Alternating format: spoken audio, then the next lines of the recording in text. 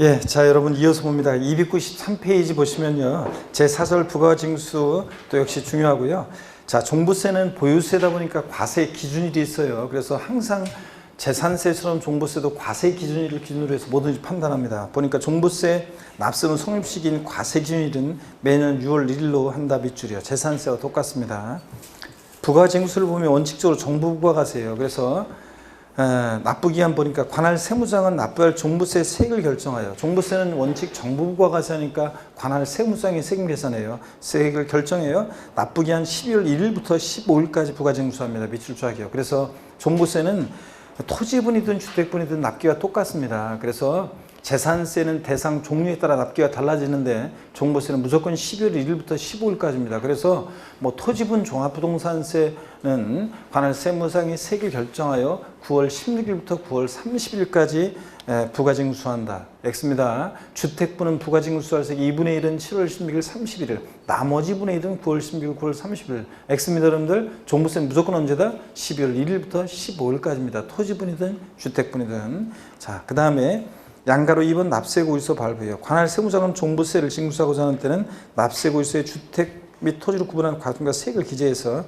밑줄입니다. 납부기한 개시 며칠 전이요? 5일 전까지 발부합니다. 그래서 납기 개시 전까지 그럼 틀려요. 5일 전까지 발부합니다. 재산세도 고지서 발부할 때 납부기한 개시 며칠 전? 5일 전까지 발부였습니다. 그 다음에 이 예외 신고납부를 보면 양가로 1번이요. 종합부동산세를 신고납부 방식으로 납부하고자 하는 납세자는 종부세 과세금과 세액을 당해연도 밑줄입니다. 12월 1일부터 15일까지 관할 세무장에게 신고해야 한다는 거예요. 그러니까 종부세는 고지서 날라오는 게 원칙인데 휴통해 버리고 내가 신고납부하겠다 그러면 신고납부할 수 있는데 역시 신고납부도 언제까지요? 12월 1일부터 15일까지 자 신고해야 합니다. 밑줄이요.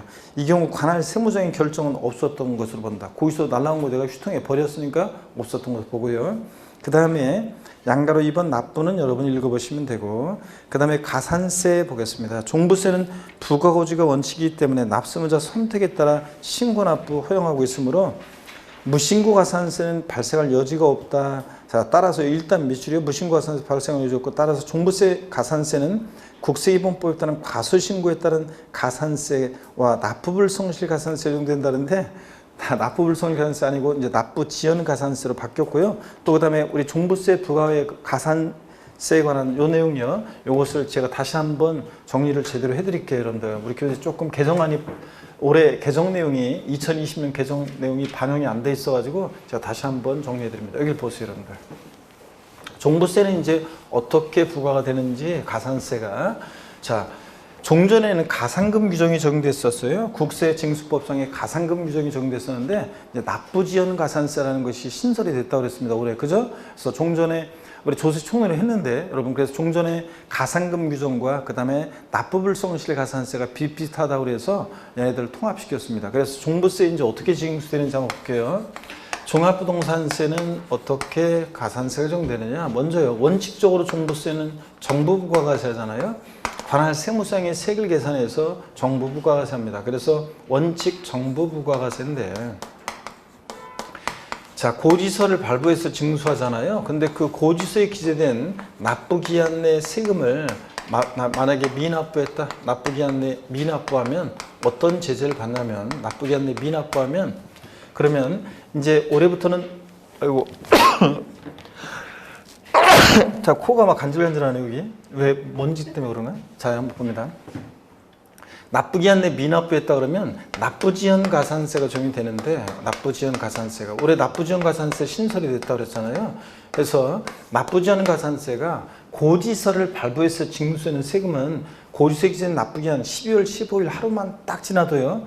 12월 16일이 되면 3% 깔아놓습니다. 그리고 이제 하루하루 지날 때마다 1일 0.025%, 1십만 분의 25, 0.025%의 납부지연 가산세 적용됩니다. 이거 합한 게 납부지연 가산세예요. 그래서 이 3%는 종전에 가산금 규정이 온 거고, 요거는 종전에 납부불성실 가산세가 온 거예요. 자, 그래서 고지서를, 이 3%는 고지서를 발부해서 징수할 때만 국세 납부지연 가산세 3% 적용됩니다. 자, 이렇게 깔아놓고요. 그 다음에 납세문자가 이제 고지서 휴통해 버리고 신고 납부 선택할 수 있잖아요. 그래서 종부세 납세문자가 신고 납부를 선택했을 때는요. 선택했을 때는 제가 알려드리는 대로 적어 놓으셔야 돼요. 지금 우리 교재가 개정 내용이 반영이 안 돼 있기 때문에.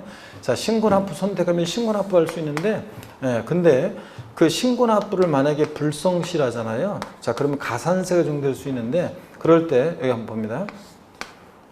무신고 가산세는 적용될 여지가 없어요. 왜냐하면 여러분 보세요. 무신고 가산세는 적용될 여지가 없는 것이 왜 그러냐면, 자, 고유소가 날라왔는데 내가 휴통에 버리고 신고납부를 선택한다는 것은 12월 1일부터 15일까지 신고를 해야지만 신고납부가 선택되는 거예요. 그런데 아예 신고기한 내 신고하지 않는, 그러니까 무신고 가산세는 적용될 여지가 없고 신고했는데 적게 신고했어요. 그랬을 때 과소신고 가산세, 과소신고 가산세는 적용될 수가 있고요. 자, 그래서 시험에 나왔던 것이 29회 시험 때 종합부동산세는 신고납부를 선택하는 경우에도 과소신고가산세는 적용되지 아니한다 그랬는데 과소신고가산세는 적용될 수 있습니다, 여러분들. 자, 그래서 올해 개정된 것이 이제 종전에는 가산금 적용됐었는데 국세에서 가산금 조정이 이제 삭제되고 종전의 가산금과 납부불성가산세를 통합해서 이제 납부지연 가산세가 적용된다는 거. 아셨죠, 여러분? 이렇게 적용됩니다. 그래서 이렇게 요 내용을 적어 놓으셔야 됩니다. 그래서 우리 교재가 요 개정 내용이 요게 반영이 안 돼 있어요. 그래서 이렇게 적어 놓습니다, 여러분들.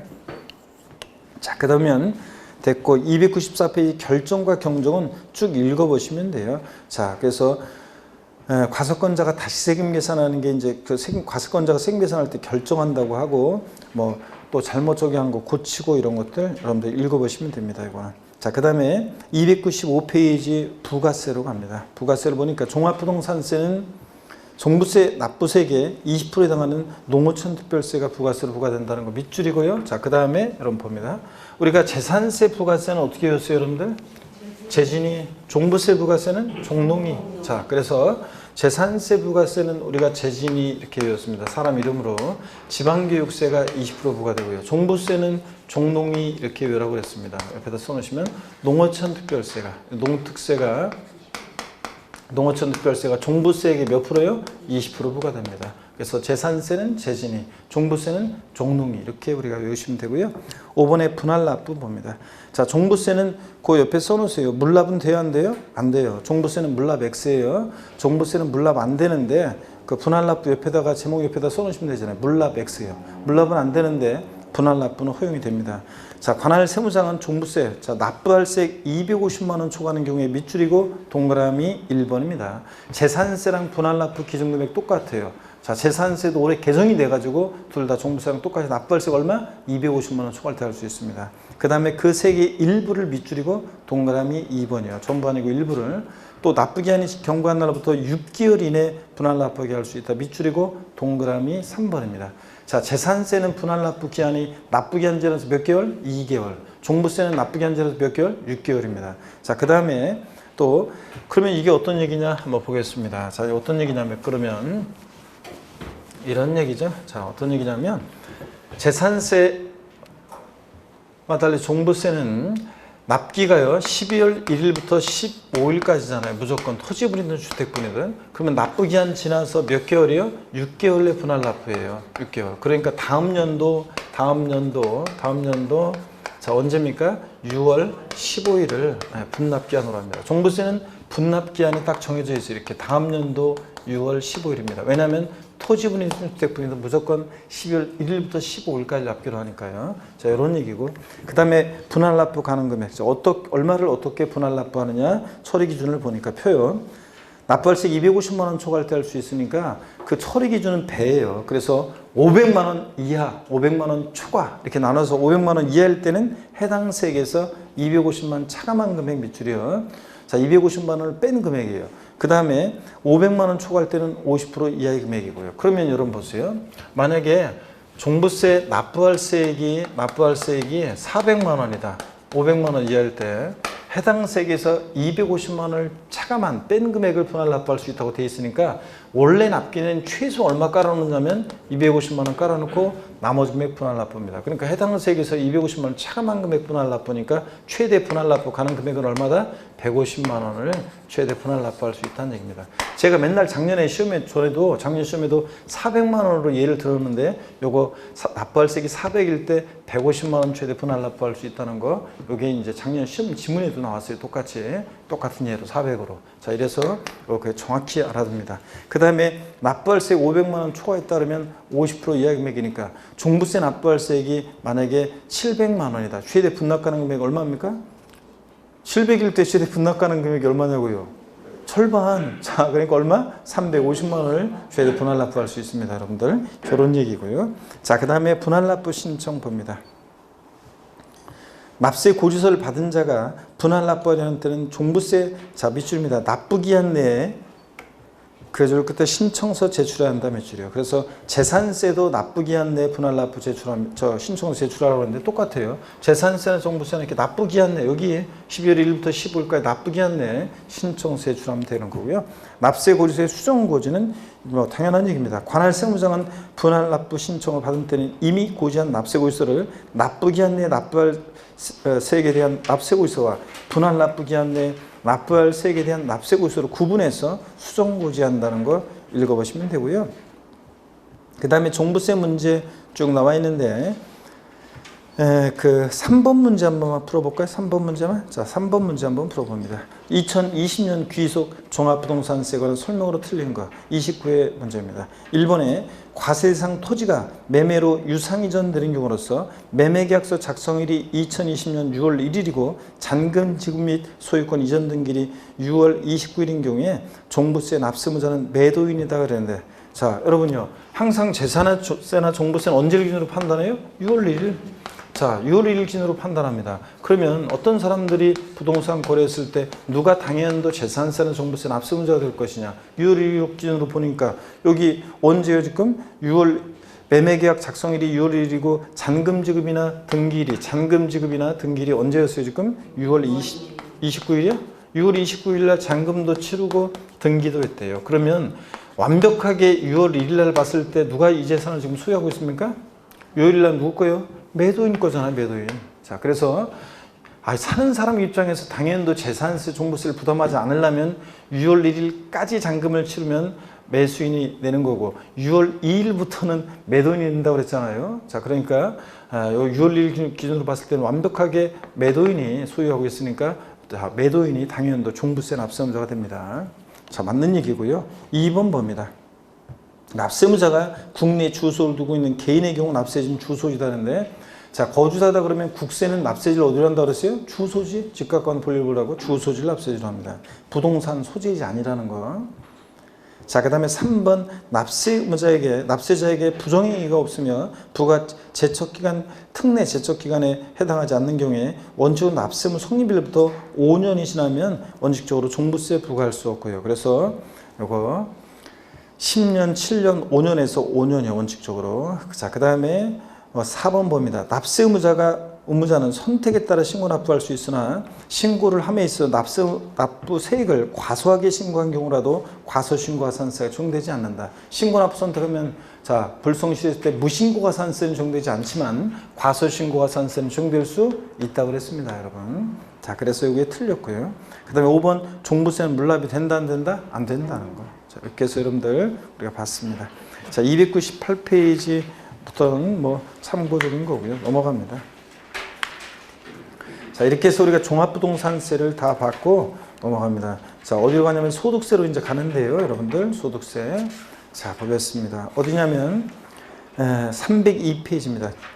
자, 기타 소득세에서 소득세 총솔 나오는데요. 자, 소득세 의의는 읽어보시면 됩니다. 자, 우리가 자연인 개인의 소득에 과세하는 게 소득세고 법인의 소득에 대해서는 법인세가 부과되는 거고요. 그럴 때 소득세, 자연인 개인의 소득에 부과하는 세금이고 소득세 특징 같은 거 읽어보는 거예요. 국세고 직접세고 납세무자 담세자가 일치하고 인세라 합산과세입니다. 전국에 있는 토지나 주택가격을 합산해서 과세하고 또 보통세니까 사용 목적 특정되어 있지 않고 국가의 일반적인 운영경비에 충당하는 그런 세금입니다.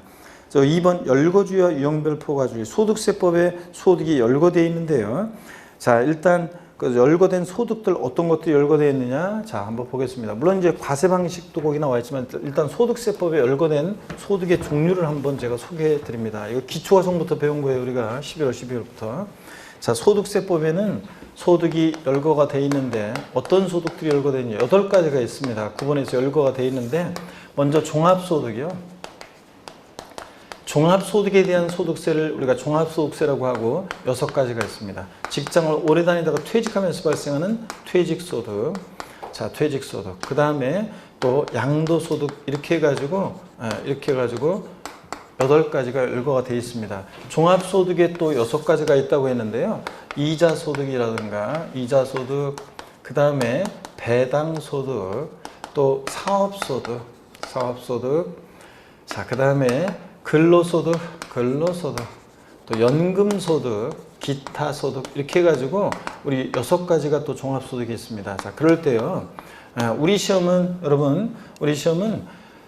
자, 여기 종합소득 중에서는 이자, 배당, 근로연금, 기타소득 시험과 관계없어요. 퇴직소득 시험과 관계없어요. 우리 시험은 사업소득 중에 관계가 있는데 사업소득도 여러 사업소득의 종류가 있는데 그 중에서 우리 시험은 부동산 관련한 사업소득이 우리 시험 범위입니다. 그래서 부동산 임대업을 통한 소득, 부동산 보유 중에 대여하는 부동산 임대업을 통한 소득, 또 그 다음에 부동산을 사업적인 목적을 갖고 팔아요. 매매업을 통한 소득, 그 다음에 또 건설업을 통한 소득 이렇게 해가지고 자, 건설업을 통한 소득. 그래서 소득이 이렇게 열거가 되어 있습니다. 이 3가지가 우리 시험과 관계가 있고요.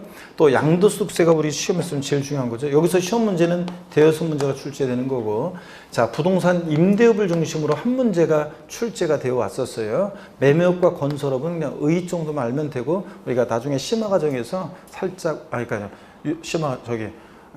핵심 유학 과정에서 5월달에 6월달에 살짝 우리가 5월달에 이제 이걸 배울 거고요. 어떻게 임대업을 중심으로 시험 문제 한 문제 나왔었고요.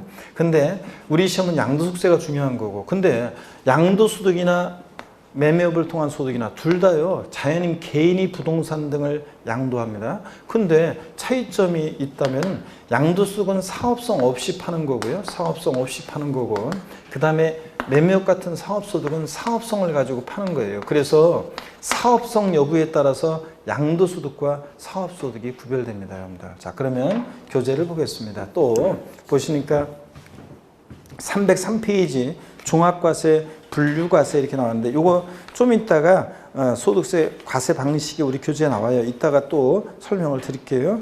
자, 일단은 개인별 과세 봅니다. 소득세는 원칙적으로 개인별로 개인 단위로 과세합니다. 그래서 거기 본문 소득세는 원칙적으로 개인을 과세 단위로 해서 일정 기간 동안 발생한 개인의 소득에 개인별로 과세한다. 그래서 부부 공동 명의재산을 양도하더라도 각각 계산합니다. 그 다음에 초과 누진세율 적용됩니다. 그래서 6%부터 42%까지 과표 크기에 따라서 세율이 달라지고요. 자, 또 읽어보시면 되고, 신고 납부한다는 거 읽어보시면 됩니다. 넘어갑니다. 304페이지 자, 8번에 보니까 고좌의 소득세 납세지는 주소지를 원칙으로 한다는 거. 국세니까 당연히 주소지요. 이런 것들을 보시고, 3번 납세 의무자. 소득세 납세 의무자는 자연인 개인인데 이 개인을 고좌와 비고좌로 나눠요. 그랬을 때 그 고좌냐 비고좌냐에 따라서 납세 의무의 범위, 납세지가 달라지는데, 거기 1번 고좌 비고좌 있죠? 이 표에다가 여러분이 별표시하고 보시면 됩니다. 먼저 거주자가 누구냐? 그럼 판정 기준은, 고좌라는 것은 국내, 우리나라 항상 얘기합니다. 국내 주소가 있거나, 주소 있으면 고좌예요. 주소 없더라도 183일 이상 거소둔 개인을 우리가 고좌라고 하죠. 항상 고좌 그러면 가수 싸이를 떠올리라고 그랬죠. BTS의 종국이나 가수 싸이. 납세 의무의 범위를 보면 밑줄입니다. 국내 원천소득과 국외 원천소득 모두에 대해서 소득세 납세 의무를 진다는 거 밑줄차기예요. 그래서 과세 범위가 국내, 국외 제한이 없으니까 무제한 납세 의무가 있다 이렇게 얘기합니다. 밑줄이요. 자, 가수 싸이가 우리나라 국내에서 소득이 발생하거나 국외에서 발생하거나 전부 다 우리나라 국세청에 소득세 납세 의무가 있잖아요. 비고자 봅니다. 고자가 아닌 자예요. 그러니까 국내, 우리나라의 주소나 183일 이상 거소 두지 아니한 개인을 우리가 비고자라고 하고, 팝가수 마돈나를 항상 떠올리라고 그랬죠? 마돈나, 우리나라의 주소도 없고 183일 이상 거소도 없잖아요. 자, 납세 의무의 범위를 봅니다. 비고자일 때는 국내 원천 소득에 한해서 소득세 납세 의무를 준다 밑줄이요. 그래서 과세 범위가 우리나라 국내로 제한되니까 제한 납세 의무가 있다 이렇게 얘기합니다. 여러분, 마돈나가 우리나라 잠실에서 공연에서 소득이 발생합니다. 우리나라 국세청에 그 발생한 소득에 대해서 소득세 납세 의무가 있어요, 없어요? 예? 마돈나가 우리나라 잠실에서 공연에서 소득 발생했습니다. 그 소득에 대해서 발생한 소득에 대해서 소득세 납세 의무가 있어요, 없어요? 있습니다. 우리나라 국내에서 발생한 소득에 대해서 마돈나 세금은 내고 가야죠. 그래서 납세 의무가 있습니다. 국내 원초 소득만. 근데 마돈나가 해외에서 뭐 미국이나 일본에서 벌어들인 소득은 우리하고 뭔 관계가 있어요, 여러분들? 자, 그런 얘기입니다. 그 다음에 표 아래 다만, 이건 중요한 거 아니고 한 번만 이해하시면 돼요. 해당 과세기간 종료일 10년 전부터 국내 주소나 거소를 둔 기간의 합계가 5년 이하인 외국인 거주자에 대해서는 과세상 소득 중에서 국외에서 발생한 소득의 경우 국내에서 지급되거나 국내로 송금된 소득에 대해서만 과세한다 그랬습니다. 이건 어떤 얘기인지 한번 볼게요, 여러분들. 자, 이건 어떤 얘기냐? 한 번만 이해하시면 됩니다. 자, 요 과세기간 종료일이요. 요 시점이 과세기간 종료일인데, 이 과세기간 종료일 전 10년 내 기간 동안에 있죠. 10년 내 기간 동안에 우리나라 국내에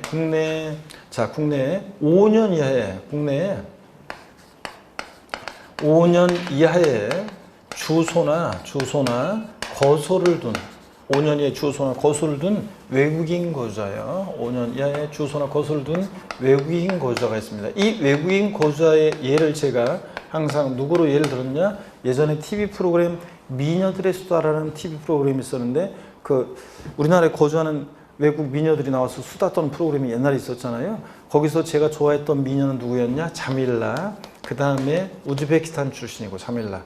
그 다음에 따로는 핀란드 출신이어서 제가 좋아했는데, 제가 고등학교 때 국제 펜팔 했었다고 그랬잖아요. 고등학교 1학년 때부터 3학년까지 국제 펜팔 했었는데, 뉴질랜드하고도 한 1년 정도 했었고, 제일 오래 3년 동안 끈끈하게 한 것은 그 핀란드 출신이었는데, 근데 지금도 편지 주고받은 거, 뭐 선물, 엽서, 우표, 그 다음에 기념품 이런 것들 아직까지도 보관되어 있습니다. 근데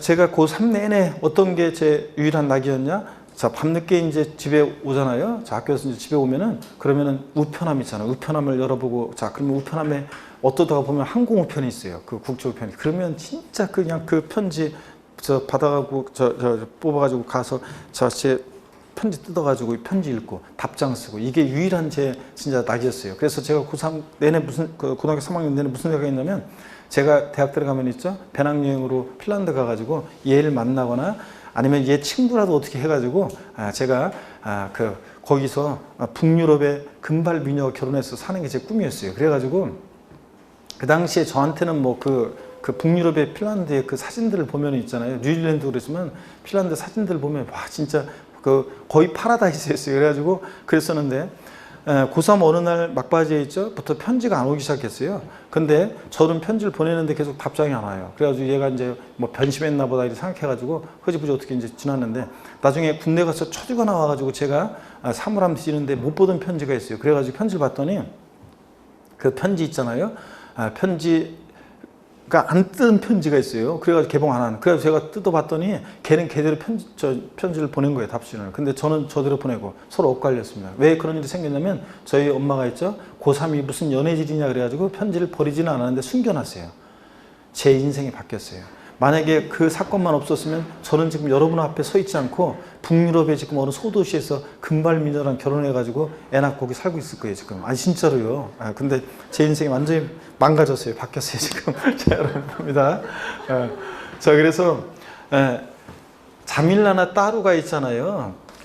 우즈베키스탄 같은 데서 자밀라가 소득이 발생해요. 이 외국인 거주자. 과세기간 종료일 10년 내 국내 5년 이하의 주소고수 둔 5년 이하의 주소고수 둔 이 외국인 거주자가 국외에서 발생한 소득이요. 원칙적으로 우리하고 뭔 관계가 있어요. 다만 우리나라 국내에서 이 소득이 지급되거나 또는 국내로 송금된 이런 국외 발생 소득에 대해서만, 이 외국인 거주자는 납세 의무가 있다, 그런 얘기입니다. 한번 이렇게 보시면 됩니다. 가볍게.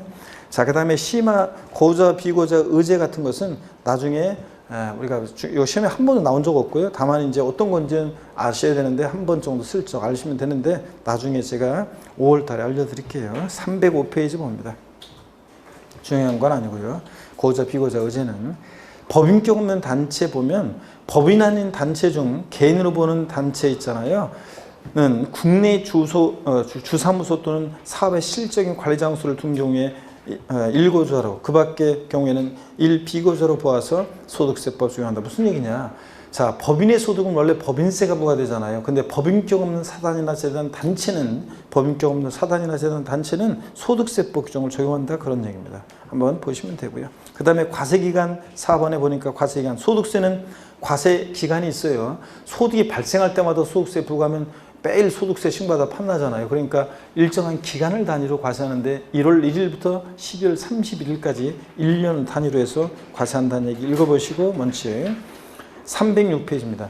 자, 소득세 과세기간은 납세무자가 임의로 정할 수 없어요. 나는 소득세 과세기간을 4월 1일부터 3월 31일까지로 할 거다, 이런 거 안 돼요. 근데 법에 딱 정해져 있는데 다만 예외가 있긴 있어요. 306페이지 편하게 또 봅니다. 고자가 사망했다 그러면 과세기간은 1월 1일부터 사망한 날까지로, 또 고자가 해외로 출국해서 비고자가 될 때는 1월 1일부터 출국한 날까지를 과세기간으로 합니다. 출국일 전날 이렇게 바꿀 수도 있겠죠? 출국한 날까지. 한번 보시고 납세지 봅니다. 자, 고자냐 비고자에 따라 납세를 달리하는데 양가로 1번 고자일 때 국내 주소나 183일 이상 거소가 있는 고자다 그러면 원칙 밑줄입니다. 주소지요. 자, 주소지가 둘 이상일 때는 주민등록법에서 등록된 곳으로 하고, 주소지 없다 그러면 거소지로 합니다. 거소지가 둘 이상이면 뭐 생활관계가 보다 밀접한 곳, 근데 참고적으로 보시는 것 같은 원칙 국세니까 주소지, 주소지 없으면 거소지입니다. 비고자다 그러면 주소 거소지로 갈 수 없으니까 국내 사업장이 있다 그러면 사업장 수레지, 사업장이 둘 이상이면 주된 국내 사업장 수레지로 하고, 사업장이 없다 그러면 국내 원천 소득이 발생한 장소로 합니다. 다 밑줄입니다. 그래서 고자일 때 주소지, 주소지 없으면 거소지. 자, 비고자일 때는 국내 사업장 수레지, 사업장이 없으면 국내 원천 소득이 발생한 장소를 납세지로 한다. 이렇게 보시면 되고요. 그 다음에 과세 대상 소득과 과세 방법 그랬어요. 양가로 1번에 보니까 그냥 읽어보는 거예요. 양가로 1번. 현행 소득세법은 하여튼 제가 읽기만 하면 형광표로 줄 긋는 분들 때문에 제가 마음대로 읽지를 못해요. 제가 불안해서. 근데 이거 읽어보는 거예요. 양가로 1번. 현행 소득세법은 과세상 소득을 이자, 배당, 사업, 근로연금, 기타 소득, 퇴직소득, 양도소득 8가지를 구분해서 열거하고 있는데요. 307페이지.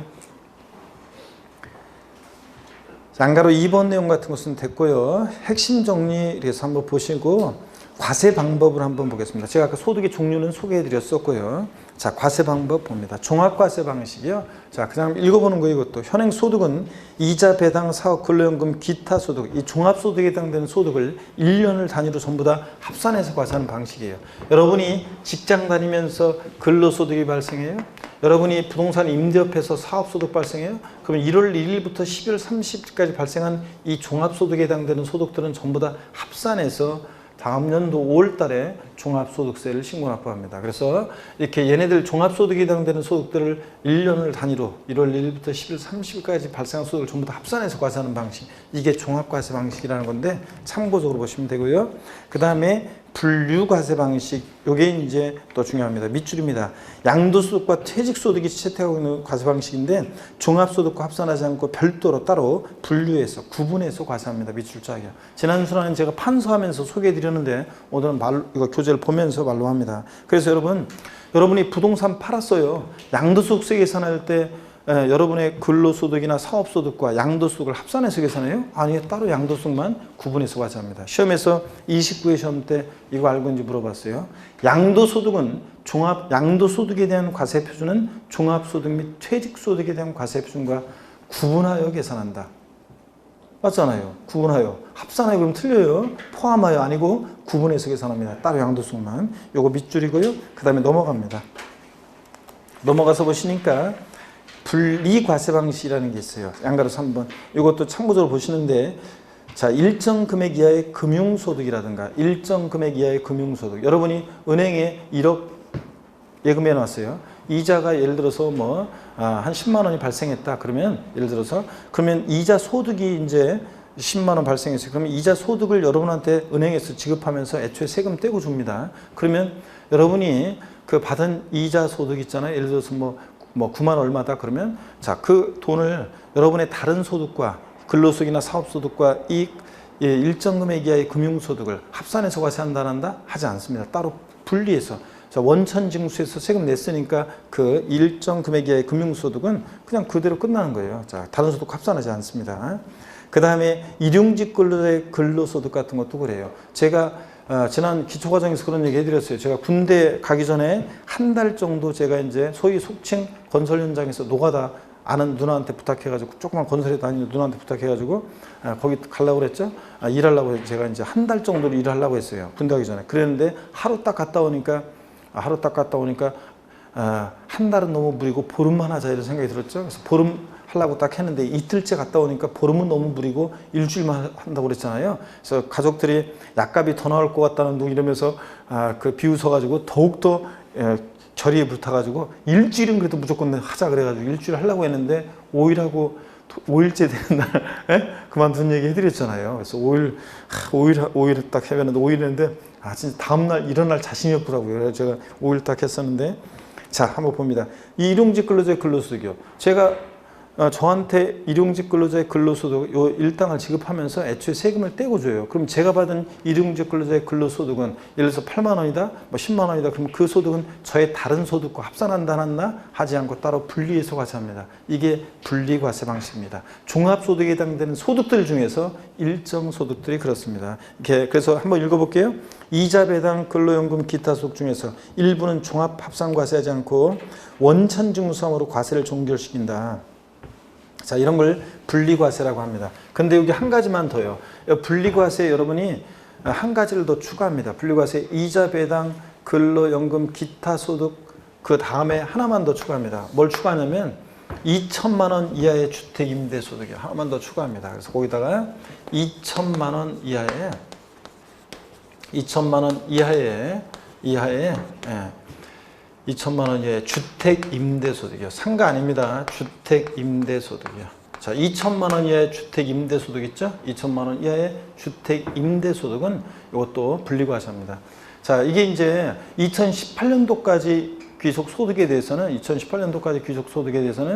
2천만 원 이하 주택 임대 소득 발생했어요. 그러면 비과세했습니다. 소득세 과세하지 않고. 그랬다가 이제 작년 2019년도 발생한 귀속 소득에 대해서는 이제 올해 여러분 5월 달에 2천만 원 이하여도 이제 분리과세라고 그래서 14% 소득세 세율로 해가지고 14% 세율로 해가지고 세금을 2천만 원 이하 주택임대소득에 대해서 계산한 방식이 나중에 이제 배울 건데 저한테 그 2천만 원의 주택임대소득 14% 세율로 해가지고 세금 계산해서 세무서에 내면요. 자, 그러면 그 2천만 원 이하의 주택 이 임대소득은 세금 떼고 내고 신고하고 2천만 원의 주택임대소득은 저의 다른 근로소득이나 사업소득 등과 합산한다 안 한다 하지 않고 종결하는 과세 방식. 이것을 분리과세라고 합니다. 그래서 2천만 원 이하의 주택임대소득도 이제 자, 작년부터 발생한 소득은 이제 분리과세합니다. 자, 그래서 그 하나 더 추가하고요. 그 다음에 이제 기타 부동산 관련 소득세 그래서 부동산 관련 사업소득 그래서 우리가 건설업과 매매업이 나오는데 요건 자세한 내용이 시험에 한 번 나온 적이 없어요. 차이점 요거 한번 묻는 문제가 나온 적이 있는데 요건 나중에 우리가 보도록 하겠습니다. 그리고 거기 기출체크에 25회라고 되어 있는데 25회가 아니라 이게 15회 시험 때예요. 15회. 25회가 아니라 15회 시험이에요. 15회 시험 때 딱 한 번 나온 적이 있습니다. 정도를 묻는 문제가. 근데 요거 나중에 우리가 살짝 5월 달에 배우면 돼요. 넘어갑니다. 중요하지 않습니다. 쭉 넘어가요. 그래서 311페이지 4번에 있잖아요. 부동산 임대 사업소득이요. 부동산 임대요. 이 부동산 임대 사업소득. 요게 이제 시험에 한 5년 계속 나오다가 안 나오다가 28회 시험 때 딱 한 번 또 나오고 28회 시험 때 또 최근에 나오고 또 최근에 지금 29, 30회 안 나오고 있는 부분입니다. 그래서 이 부동산 임대 사업소득은 별표시를 2개 합니다. 그래서 4번. 요거는 그래도 우리가 공부를 해야 돼요. 알아두셔야 되는데 어떤 건지 한번 우리가 살짝 배워보도록 하겠습니다. 그래서 오늘은 가장 기본적인 내용, 중요한 내용만 가장 기본적이고 중요한 내용만 일단 보고요. 그 다음에 조금 디테일한 내용은 나중에 차차 또 5, 6월 달에 한번 추가해서 배워보도록 하겠습니다. 그래서 먼저 부동산 임대업. 어떤 게 부동산 임대업이냐? 그 본문 내용은 쭉 읽어보는 거고요. 312페이지로 바로 넘어갑니다. 부동산 임대업은 그냥 부동산 빌려주는 거예요. 자, 그래서 부동산 빌려주고 대여에서 발생한 소득을 말하는데요. 자, 그럴 때 부동산 임대업의 범위 어떤 게 부동산 임대업이냐, 여기서 시험 문제가 또 나왔어요. 계속. 그래서 어떤 건지 봅니다. 양가로 1번이요. 부동산 또는 부동산 상의 권리를 대여함으로 발생한 소득이 부동산 임대업 사업소득입니다. 동그라미 1번이요. 부동산 또는 부동산 상의 권리 대여로 발생한 소득은 부동산 임대 사업에서 발생하는 소득으로 본다. 여기서 부동산 상의 권리라는 게 뭐냐? 그럼 보면 부동산 상의 권리라는 것은 공익사업과 관련해서 자, 지역권, 지상권을 포함하지 아니하고 기타 소득으로 본다 그랬는데 이건 어떤 거냐면요. 자, 요걸 제가 좀 정리를 해드릴게요. 먼저 부동산 거기다가 여러분이 제목 부동산 또는 부동산 상의 권리 대여에서 부동산에다가 여러분이 부동산에다가 어떻게 해놓냐면 미등기 포함 써놓습니다. 부동산에다가 돼지꼬리 땡냐 해서 미등기 부동산을 포함합니다. 미등기 부동산 대여소득도 사업소득입니다. 포인트는 사업소득 보느냐 기타 소득으로 보느냐가 포인트예요. 시험에서는 미등기 부동산을 대여함으로 발생한 소득은 기타 소득이다. 사업소득인데 부동산 임대업을 통한 소득은 사업소득이거든요. 사업소득. 근데 사업소득인데 이걸 갖다 뭐로 바꾸냐면 기타 소득이라고 바꿔요. 아니고 사업소득입니다. 미등기 부동산 포함이고. 그 다음에 거기 보조단 맨 위에 있는 내용 볼 필요 없겠네요. 이걸 보세요. 부동산 상해 권리 되어 있잖아요. 부동산 상해 권리. 거기 부동산 상해 권리에다가 또 제목 부동산 상해 권리에다가는 여러분이 돼지꼬리 땡냐에서 또 어떻게 써놓냐면 부동산 상해 위에 부동산 위에 그 권리가 어떤 거냐 그러면 이런 겁니다. 자, 전세권. 그 다음에 부동산 임차권. 자, 부동산 임차권. 자, 그 다음에 임차권 또 지상권, 그 다음에 지역권, 지역권 등을 말합니다, 여러분. 등을 말하는데요. 여기 부동산 상해 권리에는 전세권이나 부동산 임차권, 지상권, 지역권 등을 말합니다. 이런 것들을 권리를 대여함으로 발생한 소득인데 다만 여러분 여기 봅니다. 이 지상권과 지역권은요. 이 지상권과 지역권은 다만 주의할 것이에요. 지상권과 지역권은 공익사업과 사업과 관련된 것은 공익사업과 관련된 것은 요거는 이제 공익사업과 관련된 것은 이걸 지워야 되겠네요. 공익사업과 관련된 것은 요게 기타 소득입니다. 기타 소득이고 이거 재작년에 개정이 된 건 아직 시험에 안 나왔으니까 꼭 알아두셔야 돼요. 공익사업과 무관한 공익사업과 무관한 그 외에 요 지상권, 지역권 대여소득은 이것은 사업소득입니다. 사업소득.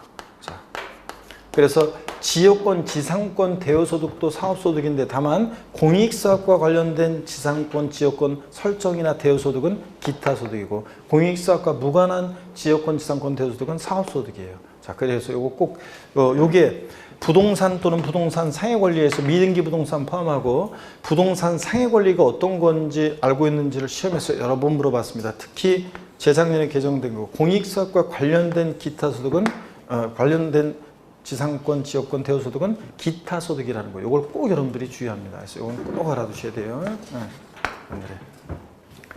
자, 이렇게 좀 해놓으시고 자, 그리고 계속해서 봅니다. 동그라미 2번을 보겠습니다. 부동산 상해 권리 대여로 발생한 소득에는 다음의 소득도 포함한다 그래서 기억번에 보니까요. 자, 밑줄입니다. 자기 소유 부동산을 타인의 담보물로 사용하게 하고 사용대가 받는 것은 부동산 상해 권리 대여로서 이것도 사업소득입니다. 여러분, 자, 자기 소유 부동산을 타인의 담보물로 사용하게 하고 사용대가 받는다? 이런 사람을 우리가 민법에서 뭐라고 해요? 민법이 뭐라고 해요? 물상보증이라고 하잖아요. 타인의 채무에 자신의 부동산을 담보로 제공하게 하고 사용대가 받는다? 이런 사람 뭐라고 해? 물상보증인 이러잖아요, 여러분들. 자, 그런 얘기입니다. 자, 이것도 결국은 부동산을 빌려주고 대가 받는 거니까 이것도 부동산 임대업 사업소득입니다. 그 다음에 니은번 부동산 매매업 또는 건설업자가 판매를 목적으로 취득한 토지 등의 부동산을 일시적으로 대여하고 있는 수. 일시적이었던 뭐였던 부동산 빌려주고 대가 받았으니까 이것도 뭐라고요? 사업소득입니다. 체크고. 디귿번도 체크입니다. 광고용으로 토지 가옥의 옥상이나 측면 등을 사용하고 받는 대가요. 뭐 기지국 같은 거 있잖아요. 예, 그 통신 기지국 같은 거, 옥상 같은데 이런 것도 자 부동산 임대업입니다. 사업소득이고요. 자 이렇게 해서 부동산 임대업 사업소득의 범위 이걸 꼭 알아야 됩니다. 부동산 미등기 부동산 포함한 부동산 또는 부동산 상해 권리 대여로 인한 소득인데 부동산 상해 권리 그러면 전세권이나 부동산 임차권이나 지상권이나 지역권 등을 대여함으로 발생한 소득이다. 근데 지상권과 지역권은 공익사업과 관련한 지상권, 지역권 대여소득은 설정이나 대여소득은 이거 기타 소득이고 공익사업과 무관한 게 그 밖에 공익사업과 무관한 자 지상권, 지역권 대여소득이 뭐라고요? 사업소득이라는 거 이런 것들 꼭 알아둡니다. 그 다음에 양가로 2번과 3번은 제목만 하시면 돼요. 공장재단이나 광업재단 대여로 발생한 소득도 임대업 사업소득이고요. 양가로 3번 광업권자, 조광권자 또는 덕대가 뭐냐면 타인의 광구에서 광물을 채굴할 수 있는 권리를 빌린 사람이에요. 예? 그 타인의 광구에서 광물을 채굴할 수 있는 권리를 빌린 사람이 또 다른 사람한테 그 권리를 빌려주고 대가를 받아요. 그럼 이런 것도 부동산 임대업 사업소득으로 봅니다. 한번 읽어보시고요. 자, 됐습니다. 자세한 얘기는 됐고요. 그 다음에 그 비과세 사업소득입니다. 또 시험에서 비과세 임대 사업소득도 시험에 나오는데요. 논밭의 임대소득은 비과세입니다. 자신의 논밭을 타인에게 작물 생산에 이용하게 하고 사용대가 받으면 여기 옛날에 농업소득세에서 과세했기 때문에 이중과세 표하기 위해서 이제 비과세한다는 건데 한번 읽어보시고요. 중요한 것은 양가로 2번 1주택 소유자의 주택임대소득 또 별표시입니다. 그래서 제일 중요한 것은 지금 312페이지 임대업의 범위에서 양가로 1번 별표시고 또 여기 비과세 사업소득에서 양가로 2번 별표시입니다. 이걸 주의하면 돼요. 나머지 것들은 다 잡다한 내용들이고. 그 다음에 양가로 2번 보겠습니다. 1주택 소유자의 주택임대소득이요. 자, 밑줄입니다. 1개 주택을 소유하는 자의 주택, 본문 밑줄입니다. 1개 주택을 소유하는 자의 주택임대소득. 가로 안에 과세기간 종료일, 개실이 아니라 종료일 현재 또는 양도일 현재 기준시가 9억 원을 초과하는 고가주택 임대소득 및 국외 소재 주택의 임대소득은 제외하고 자 1개 소유하는 제 주택 임대소득은 비과세예요. 단 근데 고가주택이라고 하고 있어요. 고가주택.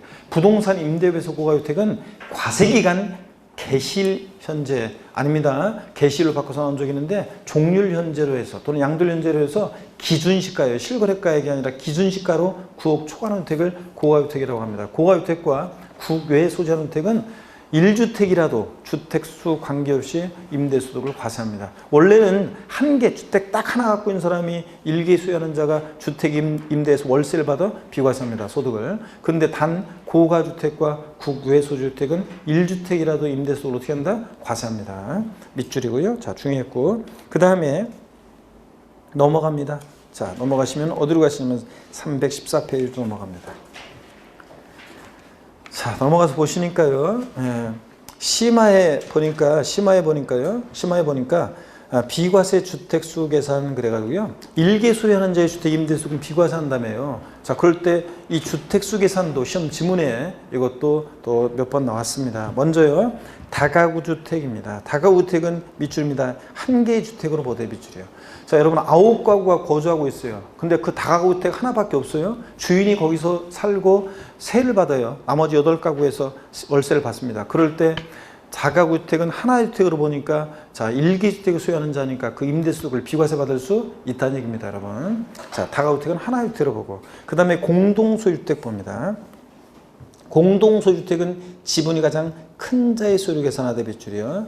지분이 가장 큰 자가 2인 이상인 경우는 각각의 소유를 계산한다 밑줄입니다. 여러분 어떤 얘기냐 그러면 이런 얘기예요. 자, 여기를 봅니다. 여러분들. 자, 이런 얘기입니다. 어떤 얘기냐.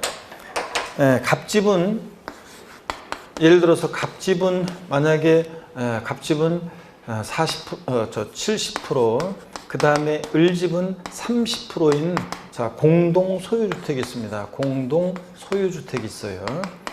자, 그리고 갑을이 공동 소유하는 주택이 있습니다. 그리고 만약에 을이 비주택도 갖고 있어요. 그러면 우리 이 비주택을 임대했을 때 몇 주택 임대로 보느냐 그런 얘기입니다. 자, 공동소유주택은 원칙 어떻게 한다고요? 시험에서 갑집은 70%, 을집은 40%인 공동소유주택은 공동소유자 각각의 소유를 계산한다 그러면 틀려요. 어떻게 한다고요? 지분이 가장 큰 자의 소유를 계산해요. 그러니까 우리 비주택을 임대했을 때 몇 주택 임대로 봐? 1주택 임대로 봅니다, 여러분. 아시겠습니까, 여러분? 이런 거예요. 그래서 공동소유주택은 공동소유자 각각의 소유를 계산한다 그러면 틀려요. 그래서 아까 종합부동산세에서 종부세에서 자, 세율 적용 시 주택분 종부세 세율 적용 시에 주택 수에 따라서 종부세 세율이 달라졌습니다. 그때 주택수 계산할 때 종부세에서는 공동소유주택은 공동소유자 각각의 소유를 계산했습니다. 그렇죠, 여러분들? 근데 우리 부동산 임대업에서 공동소유주택은 공동소유자 각각의 소유를 계산한다 그러면 틀려요. 원칙은 뭐라고요? 지분이 가장 큰 자의 소유 계산합니다. 근데 지분이 가장 큰 자가 2인 이상이다. 지분이 가장 큰 자가 2인 이상이다. 50%씩 공유하고 있다. 그러면 공동소유자 각각의 소유를 계산하는 거고요. 아시겠습니까, 여러분? 이런 거예요. 지분이 가장 큰 자의 소유를 계산하되 지분이 가장 큰 자가 2인 이상이다 그러면 각각의 소유를 계산하고요. 근데 또 올해 개정이 된 게 있어요. 자, 2020년 개정세법. 무슨 얘기냐? 양가로 1번을 내려와서 봅니다. 다음 중 동그라미 1, 2에 해당하면 소수 지분자도 주택수의 가산 빗줄이요. 그래서 동그라미 1번 해당 주택에서 발생하는 임대소득이 연간 600만 원 이상이거나 밑줄이요.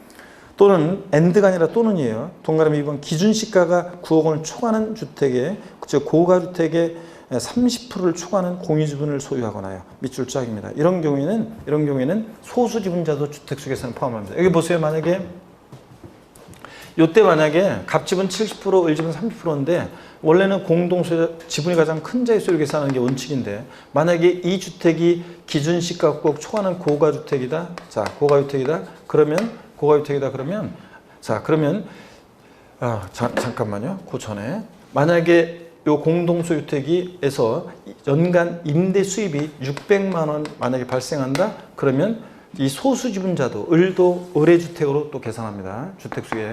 자, 근데 또 만약에 얘가 고가주택이다 또는 고가주택이다. 자, 고가주택이다. 기준시가 9억 초과하는 고가주택이다. 공동주택이. 그럴 때는 지분율이 만약에 60이고 40이에요. 자, 그럼 60이고 40이다. 그러면 지분율이 30%를 초과했다. 자, 그러면 얘 의뢰주택으로 또 주택수를 계산합니다. 그러니까 소수지분자도 주택수 계산에 포함되는 경우가 있다. 절 보세요. 결론이요. 공동소유주택은 주택수 계산할 때 일개 소유하는 자주택 임대수 비과세에서 주택수 계산할 때 공동소유주택 원칙은 지분이 가장 큰 자의 수를 계산합니다. 다만 지분이 가장 큰 자의 2인 이상이면 각각의 수를 계산합니다. 근데 일정한 경우에는 소수 지분자도 주택수 계산에 포함되는 경우가 있다. 이렇게 알아둡니다. 일단은. 아셨죠, 여러분? 네. 자, 그 다음에 3번으로 내려옵니다. 3번으로 일단 내려오세요. 전대 또는 전전세 주택이요. 전대 또는 전전세 주택. 그래서 임차 또는 전세받은 주택을 전대하거나 전전세하는 경우에는 밑줄입니다. 당해 임차 또는 전세받은 주택을 임차인 전세받은 자의 주택으로 계산합니다. 그래서 전대하거나 전전세하는 주택은 임대인이 아니라 누구의 주택으로요? 임차인 또는 전세받은 자의 주택으로 주택수 계산한다는 거. 특이하죠? 임대인으로 바꾸면 딱 좋잖아요, 이거. 그 다음에 5번입니다. 본인 배우자가 각각 소유주택이요. 부부는요, 여러분, 부부는 소득세 계산은 부부는 따로따로 계산해요. 근데 주택 수 계산할 때는 본인과 배우자가 각각 주택을 소유하는 경우 이를 합산해 계산한다 밑줄이요. 그래서 남편 명의주택 하나, 부인 명의주택 하나가 있으면 2주택 소유하는 자니까 그 중에 하나를 임대했을 때 과세한다는 얘기입니다. 소득세 계산은 개인주의 과세하기 때문에 부부도 따로따로 계산하는데 다만 주택 수 계산할 때는 임대업에서 부부는 합산해서 계산합니다. 밑줄 짜기요. 됐습니다. 이렇게 해서 받고 그 심화 내용 한번 보겠습니다. 이 심화가 어떤 거냐면 이런 거예요. 여러분 잘 보세요. 우리가 원래 소득세 계산은 임대소득에 대한 이 소득세 계산은 원래 월세주택으로 계산해요. 월세주택으로. 그러고 보니까 계속 정신없이 그냥 강의만 했는데 조금만 더 하고 쉽게 또 모금도 또 한 번만 더 합니다. 여기 어떤 거냐면 원래 소득세는 임대소득에 대한 소득세는 월세주택 소위 말해서 주택은요. 상가는 제가 나중에 정리해드리겠지만 상가는 자, 한 채든 두 채든 세 채든 월세 계약 형태로 임대했던 전세 보증만 받고 임대했던 상가는 무조건 과세예요. 임대 소득에 대해서. 근데 주택은요. 주택은 원칙으로 월세 주택, 월임대로 받는 주택에 대해서 과세를 하는 거지 전세 보증만 받고 임대한 주택, 소위 말해서 전세 주택은 소득세 원칙 과세 안 해요. 근데 예외적으로만 과세하거든요. 자, 그런 얘기입니다. 자, 그럴 때 심화 봅니다. 3주택 이상자의 보증금에 대한 소득세 과세 봅니다. 주택 과세제도 개요. 그래서 월세 주택은 2주택부터 과세하죠. 1주택은 원칙으로 과세 안 하잖아요. 자, 다만 이제 기준시가 꼭 초과하거나 초과하는 고가주택 같은 경우만 이제 과세하는 거고요. 근데 전세 주택은 3주택 이상 소유하면서요. 밑줄입니다. 엔드입니다. 전세 보증금 합계액이 3억 원을 초과할 때만 이제 과세를 합니다. 자, 그래서 이 얘기 어떤 얘기인지 제가 설명을 한번 쭉 드려보겠습니다, 여러분. 자, 어떤 얘기냐? 요게 한번 보세요, 여러분들. 소위 말해서 전세주택과 관련한 얘기를 제가 다시 한번 정리해 드리겠습니다, 여러분들. 자, 요거는 표로 제가 한번 정리해 드려 볼게요, 여러분들. 자, 한번 보세요. 여기를 제가 지우고 한번 또 보겠습니다. 우리가 주택 수 등에 따라서 과세하는 건데 어떤 건지 한번 설명 한번 드려볼게요, 여러분. 자, 그리고 우리 분리과세에 관한 내용이 우리 교재 분리과세에 관한 내용이 일단 나중에 제가 이걸 설명을 자세히 드릴 건데요. 분리과세 한 장 넘겨보세요. 316페이지 잠깐 넘겨봅니다. 316페이지 넘겨보시고요. 316페이지 간주임대료 돼 있죠. 동그라미 3번이요. 이 간주임대료라는 게 어떤 거냐면 여러분 보세요. 간주임대료라는 게 뭐냐면 우리가 전세 보증금을 받아가지고 은행에 넣으면 이자가 발생하잖아요. 그 이자액 상당액을 임대료로 간주한다는 거예요. 임대료로 간주해서. 원래 소득세는 월임대로 받는 월세주택, 월임대로 받는 것에 대해서 월임대로에 대해 소득세를 계산하는 건데 만약에 월임대로가 없고 보증만 받고 임대했어요. 그러면 그 보증금을 은행에 넣어놨을 때 이자 발생하잖아요. 그 이자액 상당액을 임대료로 간주한다는 거예요. 이게 간주임대료인데요. 자, 동그라미 3번 한번 보겠습니다. 이 3번에다가 또 별표시 하나 합니다. 자, 보시니까요. 먼저요. 거주자가 부동산 또는 부동산 상해 권리를 대여하고 보증금, 전세금 또는 이화유산 성질의 금액, 자, 보증금 등을 받는 경우에 소득세법 시행령 소정 산식에 따라 계산한 금액을 사업소득 금액을 계산할 때 총수익금에 산입한다. 다만, 자, 주택을 대여하고 보증금을 받은 경우에 밑줄입니다. 다시 3주택이요. 가로 안에 주거의 용도로만 쓰이는 면적이 1호 또는 1세대당 40제곱미터 이하이면서 엔드 기준시가 3억 원 이하인 소형주택은 3주택 계산할 때 제외하고요. 이상을 소유하고 또 밑줄입니다. 계속 해당 주택의 보증금의 합계액이 3억 원을 초과하는 경우에 한해서 계산한다. 밑줄 쫙입니다. 그래서 원칙적으로 전세주택은 과세 안 한다고 그랬잖아요. 몇 주택 이상이어야 돼요? 3주택 이상이면서 엔드 보증금 합계액이 딱 3억 원이면 과세 안 해요. 3억 원 어떻게 할 때? 초과할 때. 그럴 때 간주임대료 총수익금액에 산입합니다. 자, 그런 얘기입니다. 그러면 여기를 한번 보세요, 여러분. 자, 상가와 주택의 과세 입장을 제가 한번 소개해 드려 볼게요. 여러분, 상가임대는 있죠? 아이고, 상가임대는 무조건 과세입니다. 상가임대는 만약에 이게 상가임대는 자, 한 채든 두 채든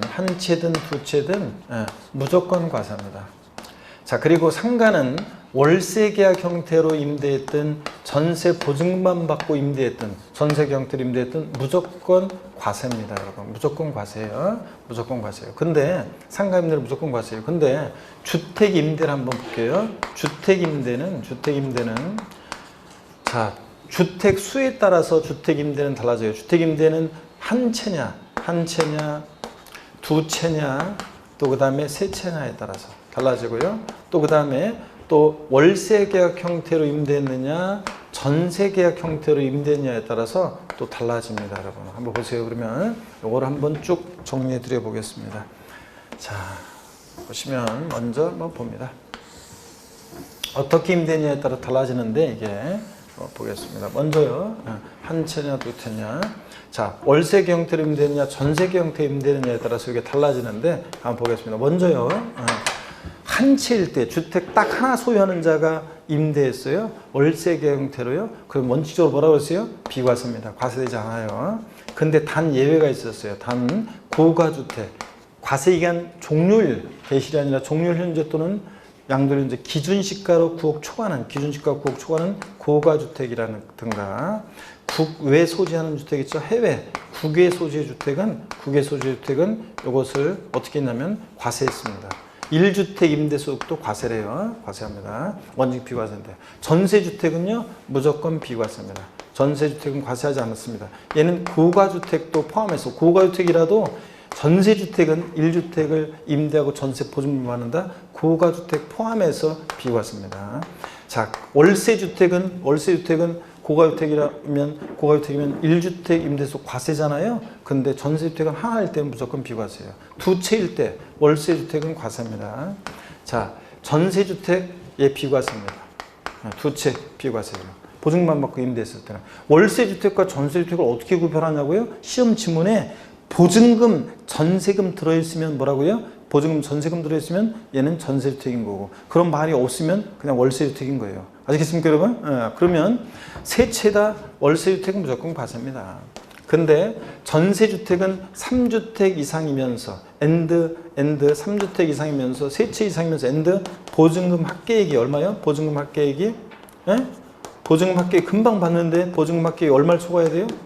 합계액이 3억 원을 초과할 때요. 딱 3억 원까지는 과세 안 해요. 3억 원을 초과할 때, 요때 이제 초과한다? 그러면 과세입니다. 자, 이럴 때 과세입니다. 그래서 3주택 이상이면서 엔드 보증금 합계액이 3억을 초과할 때 과세예요. 이때 전세주택 3주택 계산할 때 소형주택은 제외예요. 그래서 전용 면적 40제곱미터 이하이면서 엔드 기준시가 3억 원 이하의 소형주택은 제외하는데 어떻게 간에 이 정도는 여러분이 꼭 아셔야 됩니다. 자, 그럼 교재 상가는 무조건 과세고요. 상가는. 자, 그러면 교재를 보겠습니다.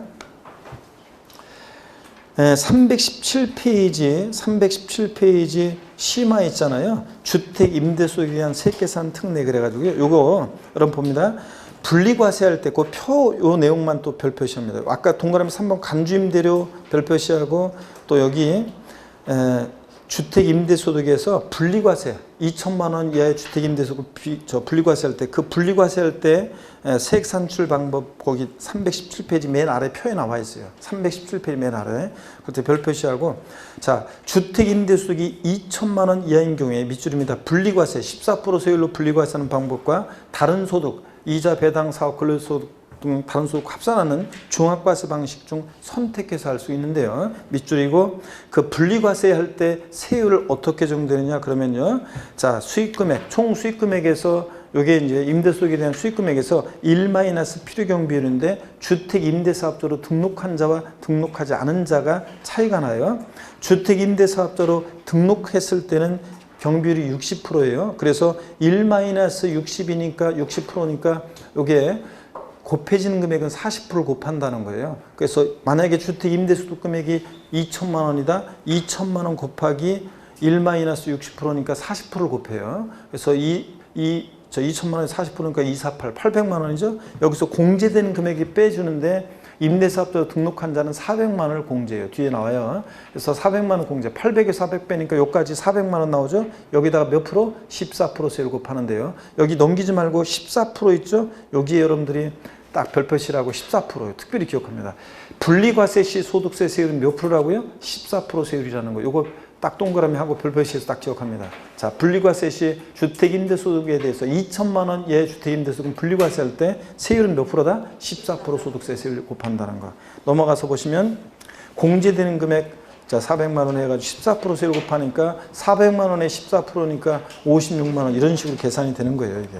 그 다음에 이번에 주택임대사업자로 등록한 자는 미등록한 자는 또 이게 좀 공제율이 달라요. 미등록자는 50%고 공제된 금액도 200만 원밖에 안 해주는데 우리가 그 교재가 그런 내용이 자세히 안 나왔네요. 자, 신경 쓰지 마시고요. 일단 14% 세율만 소득세 분리과세 세율은 몇 프로다? 14%다. 요거만 알고 갑니다, 여러분들. 자, 됐습니다.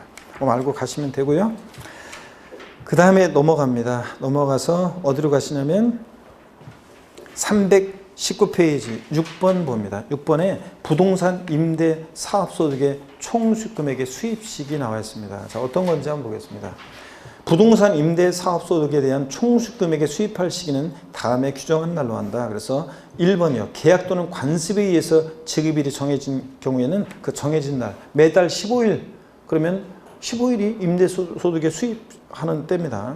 수입식이고 정해진 날. 2번 계약 또는 관습에 의해서 지급일이 정해지지 않았다 그러면 그 지급을 실제로 받은 날.